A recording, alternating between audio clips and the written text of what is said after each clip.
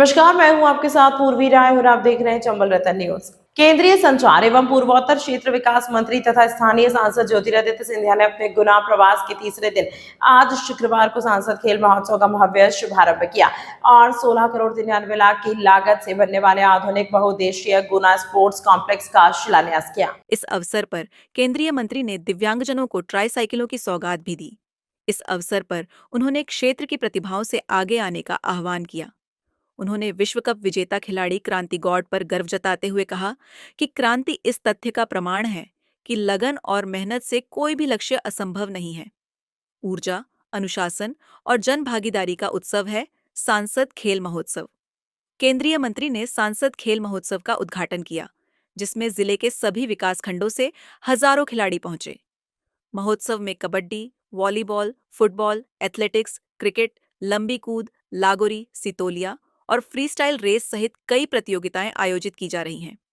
इस अवसर पर सिंधिया ने कहा कि खेल केवल शारीरिक क्षमता का परीक्षण नहीं, बल्कि मानसिक दृढ़ता, अनुशासन और सकारात्मकता का निर्माण करते हैं।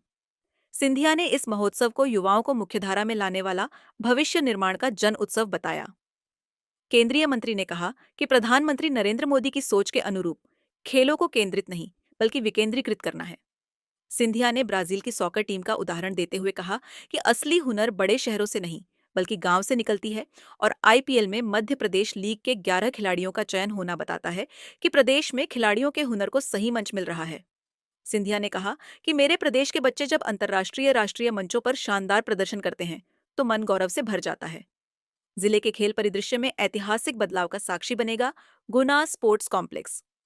केंद्रीय मंत्री ने 6.57 हेक्टेयर भूमि पर 16 करोड़ 93 लाख रुपए की लागत से बने आधुनिक गुना स्पोर्ट्स कॉम्प्लेक्स की आधारशिला रखी।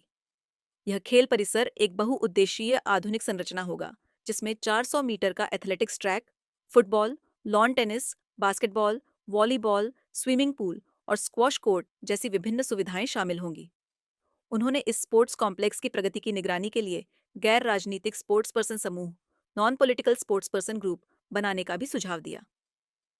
सिंधिया ने सागर की बेटी क्रांति गौर का उदाहरण देते हुए कहा कि 8 क्लास के बाद पढ़ाई छोड़कर क्रिकेट की बॉल उठाई और राष्ट्र ही नहीं बल्कि अंतर्राष्ट्रीय स्तर पर पहुंचकर T20 का वर्ल्ड चैंपियनशिप जीत के लाए। उनकी यह जीत उन हजारों बेटियों के लिए प्रेरणा है जो अपने सपनों को उड़ान देना चाहती हैं। दिव्यांगजनों को सिंधिया ने वितरित की ट्राईसाइकिल कार्यक्रम में केंद्रीय मंत्री ने दिव्यांगजनों को ट्राईसाइकिल वितरित की। इस अवसर पर सिंधिया ने कहा कि कभी मत समझना कि कुछ असंभव है, खासकर दिव्यांगजनों के लिए। उन्होंने बताया कि दिव्यांग बहनों, महिलाओं की क्रिकेट टीम भी क्रिकेट के क्षेत्र में वर्ल्ड चैंपियनशिप जीत के आई है। यदि आप गांठ बांध लेंगे तो असंभव को भी संभव करके दिखाएंगे। सिंधिया ने दिव्यांगजन शब्द को अदम्य साहस का प्रतीक बताते हुए कहा कि हमने पैरा गेम्स में एथलेटिक्स, ट्राईसाइकिल रेस और पेंटिंग को शामिल किया है।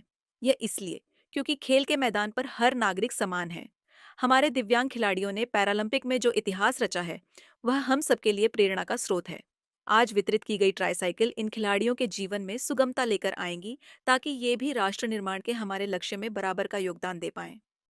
तमाम महत्वपूर्ण खबरों के लिए देखते रहिए चंबल रतन न्यूज।